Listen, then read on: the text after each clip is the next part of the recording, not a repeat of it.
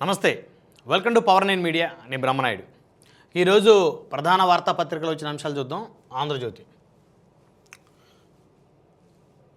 విశాఖపట్నం జిల్లా ఆనందపురం మండలం తర్లువాడ గ్రామంలో మంగళవారం ఉదయం గూగుల్ డేటా సెంటర్కు శంకుస్థాపన చేస్తున్న ముఖ్యమంత్రి చంద్రబాబు, కేంద్ర మంత్రులు అశ్విని వైష్ణవ్, కె రామ్మోహన్ నాయుడు, పెంసాని చంద్రశేఖర్, రాష్ట్ర ఐటీ మంత్రి లోకేష్, బీజేపీ రాష్ట్ర అధ్యక్షుడు మాధవ్, అదానీ గ్రూప్ డైరెక్టర్లు Jeet Adani, Karan Adani, Google global infra vice president Bikash Koley, Bharti enterprises vice chairman Rakesh Mittal, US consulate general Laura Williams తదితరులు.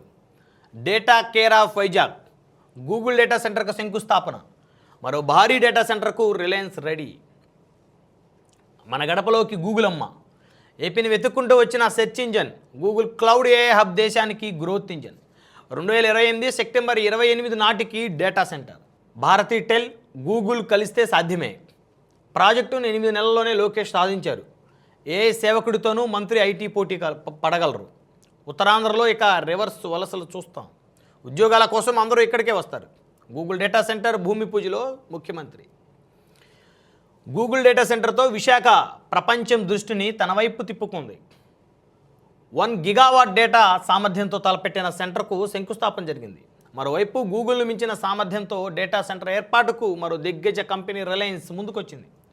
1.5 గిగావాట్ల క్లస్టర్ ఏర్పాటుకు ఆ సంస్థ చేసిన ప్రతిపాదనకు పెట్టుబడుల ప్రోత్సాహక కమిటీ ఓకే చెప్పింది. దీంతో డేటాకు తిరుగులేని కేర్ ఆఫ్గా విశాఖ కొత్త అధ్యాయం ప్రారంభించినట్లయింది. చూడొచ్చు, కొత్త మనకి గూగుల్ డేటా సెంటర్కి శంకుస్థాపన జరిగింది. మరో భారీ డేటా సెంటర్కు రిలయన్స్ రెడీ. 1.6 lakhs crores పెట్టుబడితో 1.5 గిగావాట్ క్లస్టర్.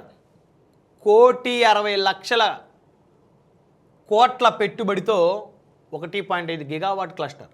దేశంలోనే అతిపెద్ద సెంటర్కు ప్రతిపాదన. ఎస్ఐపిసి ఆమోదం రేపు క్యాబినెట్కు. భోగాపురం సమీపాన 935 ఎకరాల్లో తొలి దశ 2028 అక్టోబర్కు పూర్తి. 2030కి పూర్తి సామర్థ్యంతో రెడీ. రిలయన్స్ బాటలో మరిన్ని సంస్థలు.